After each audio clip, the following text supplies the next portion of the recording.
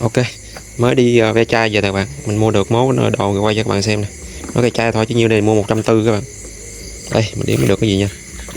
Đây một cái mạch bếp từ nha các bạn, bỏ đây riêng bên đi. Tí mình coi rõ hơn nha. Hai mạch bếp từ, ba mạch bếp từ nha.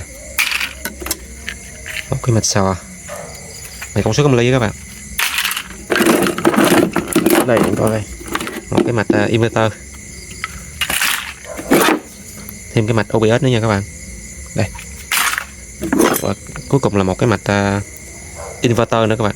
Ok, để mình làm trước mình review cho các bạn xem nha. Đây, toàn bộ nó các bạn, thì để mình kiểm tra xem liệu 140.000 mình mua nó có nó lời hay lỗ nha các bạn. Nói chung là mình mua mà lấy linh kiện thôi, người ta tháo người ta bán, mình mua không có mua được giá cái ve chai đâu các bạn, nó dạng như mua linh kiện á. Đây một cái bo công suất này, cái bo này mình chủ yếu mình mua để lấy hai con tụ nè các bạn, con tụ 63V 47 nè, đây các bạn thấy không, 63V 4.700. Tụ này cũng nếu mà các bạn mua mới cũng vài chục ngàn các bạn. Ok, được hai cặp tụ, cái bo này mình lấy chủ yếu hai cặp tụ thôi các bạn. Đấy, bếp từ, rất cái bo bếp từ các bạn. Đây từ này nó còn luôn cái miếng nhôm nha, mà đây được một con tụ nè, 275V nè, 4 microfarad nè, được một con tụ, hai con tụ nha các bạn. Ở dưới này mình còn một con diode với lại một con đang quay người ta gọi các bạn. Ok, thì bây giờ là mình đây là một cái bo duy nhất, cái thứ nhất nha, thì bo này còn khá là mới các bạn. Đây thì mình được một con tụ nè, hai con tụ, ở phía này mình được một con diode cầu nữa các bạn, với lại ở đây một con IGBT, một bo bếp từ nha. Đây có một bo nữa các bạn, nhưng mà tụ nó bị hư rồi. Tụ đây thì mình còn nha, tụ này từ 400V nha. Đấy, để mình được con tụ nè, một hai, được hai con tụ nha các bạn. Một con lại một cái con diode cầu nè, con này cũng IGBT nha các bạn, 15A nè, 1200V, khá là ngon đó các bạn. Đấy, hai bo bếp từ, ở đây bo bếp từ nữa. Đây cũng được một con IGBT luôn các bạn, y hệt cái con nãy luôn, diode cầu. Bo này thì mình được ba con diode luôn, ở ba con tụ luôn các bạn. Đây khá là ngon luôn nha. Tụ này các bạn mua cũng vài chục ngàn con á chứ không có rẻ nha các bạn. Tự mình mua ở quê mình hiện tại thì nó vào khoảng tầm gần 30.000 một con nha, 20 mấy mình quên này. Còn mà đặt trên các sàn thương mại điện tử thì nó gần 20.000 các bạn, khá là mắc nha. Tụ to này nha.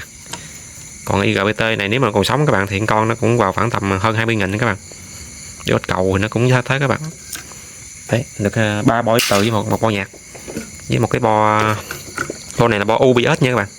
Nhưng mà cái OBS này là OBS dùng biến áp sắt các bạn, mình chỉ mua được cái bo này thôi.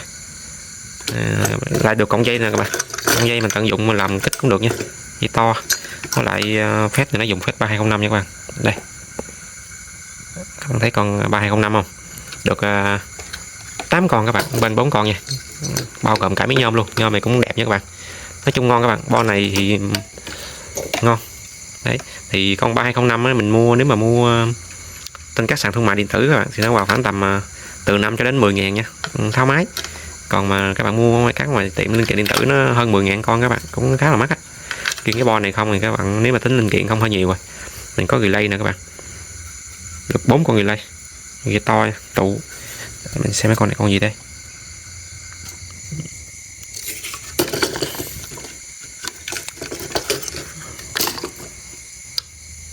Không thấy số các bạn ơi, kệ đi. Đây coi 339 324 các bạn, không thấy con dao động nào đâu nha. Mặt sau không thấy luôn các bạn. Thông thường cái bo mà cái bo này mình không gặp các bạn, các bo nhỏ hơn thì nó sẽ có một con 3525 nữa, mình dùng cũng thường, con đó dùng cũng thường đó các bạn. Mà con này mình không thấy cái bo có cái con dao động nào đâu hết. Bo dưới con dưới không có gì, thôi bỏ qua đây các bạn. Đây là một cái bo inverter các bạn, kích từ điện 12 hoặc 24V lên 220 sóng sinh chuẩn đó các bạn. Tại sao mình biết sóng sinh? Đây có một cái bo này, thường nó có một cái bo này nó sẽ là có sóng sinh nha. Bo bên đây chắc là bo dao động thôi các bạn, 324 hoặc 3525 gì đấy, mình đoán như thế thôi. Còn cái bo này bo tạo sóng sinh nè, sóng sinh nó lấy cầu H đó các bạn. Bo này mình lấy được hai cái biến áp nè, một cái biến áp, hai biến áp. Phát thì bị thợ thước luộc hết rồi các bạn. Được một cái cuộn cảm nữa nè. Ok, con này nói chung mình chỉ lấy cái bo này với lại cái bo này thôi, chứ ngoài ra thì cũng chỉ lấy 2 biến áp các bạn, có 2 biến áp là sao mình quấn là mình làm inverter cũng ok nha. Đấy. Cuối cùng là cái bo này các bạn. Bo này thì mình được một cái modem EGX 002. Con này nếu còn sống thì chắc cũng tầm 100.000 các bạn. Nào biết nó sống hay chết mình không biết nha. Để bữa nào mình có thời gian các bạn thì mình sẽ thử cái bo này nha. Bo này là bo tạo sóng sin nha các bạn. Con này thì cũng không còn phát luôn các bạn. Con này chắc dao động nằm đây quá, mình sẽ thử coi. Không thấy số các bạn. Ok đây các bạn. Nói chung mình con này mình lấy chỉ mua thấy mình lấy hai cái bo này. Cái bo XG002 nè các bạn. Có lại 2 cái biến áp, mình lấy mua cái bo này chủ yếu 2 cái biến áp thôi, chứ bo này mắc tiền nhất các bạn. Nó nặng, bạn cầm lên nó nặng nè. Người ta nói đồng trong đây nhiều cho nên người ta bán mắc. Tại mình đang cần biến áp sung ở đây mình nó được 2 cái biến áp đó nữa. Hoặc là cái biến áp này nữa thì mình đang tính làm cái dự án nguồn sung các bạn.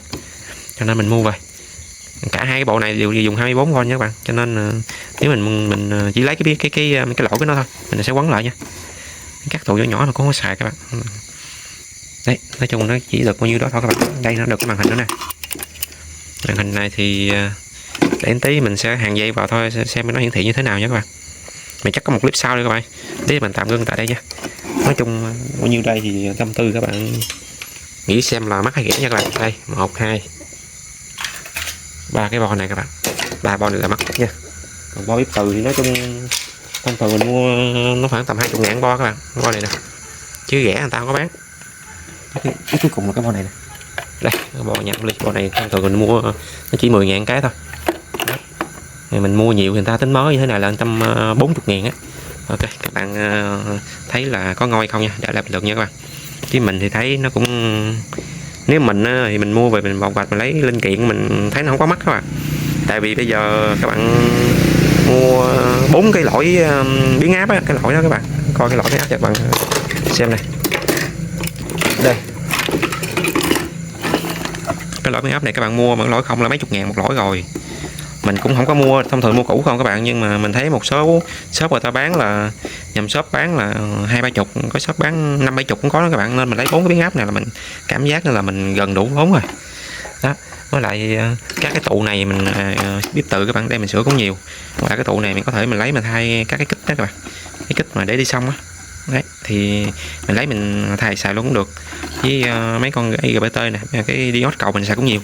Nói chung mình cũng không có cảm thấy mắc các bạn, nó rẻ hơn mua linh kiện nhiều lắm. Mà đối với cái giống như các con diode cầu này nè, mình dùng nó sẽ tốt hơn là các bạn mua con mới. Các bạn cũng mua con mới thông số nó có chuẩn đâu. Cái con diode cầu trong bếp từ mình dùng tốt lắm, tại cái dòng nó cao các bạn. Ok các bạn thấy mắc hay rẻ các bạn cứ để bình luận nha.